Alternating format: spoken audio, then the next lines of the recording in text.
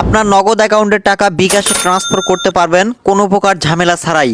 কিভাবে করবেন তাই দেখাবো আজকের এই সম্পূর্ণ ভিডিওতে। তার জন্য কিন্তু অবশ্যই আপনাদের নগদ অ্যাকাউন্ট বা নগদ অ্যাপসটি আপডেট করে নিতে হবে। আপনারা গুগল প্লে স্টোর থেকে আপনাদের অ্যাপসটি আপডেট করে নেবেন। তারপরে আপনারা নগদ অ্যাপসে প্রবেশ করবেন। এরপর ট্রান্সফার মানিতে ক্লিক করবেন। এরপর আপনারা মোবাইল ওয়ালেটে ক্লিক করবেন। মোবাইল ওয়ালেটে ক্লিক করে দেওয়ার পরে আপনারা যেই বিকাশ অ্যাকাউন্টে টাকা পাঠাবেন সেই নাম্বারটা আপনারা এখানে দিয়ে দিবেন। দেওয়ার পরে তীর আইকনে ক্লিক করে দিবেন। এরপরে আপনাদেরকে ওয়ালেট সিলেক্ট করতে হবে। আপনারা এখানে ক্লিক করে দেওয়ার পরে এখান থেকে আপনারা বিকাশ শেষে আছে বিকাশটা আপনারা এখানে সিলেক্ট করবেন। আপনারা এখন এখানে পরিমাণ সিলেক্ট করে দিবেন। অ্যামাউন্ট এখানে আপনারা সর্বনিম্ন 50 টাকা বিকাশে নিয়ে যেতে পারবেন। নগদ থেকে সর্বনিম্ন 50 টাকা আপনারা নিতে পারবেন।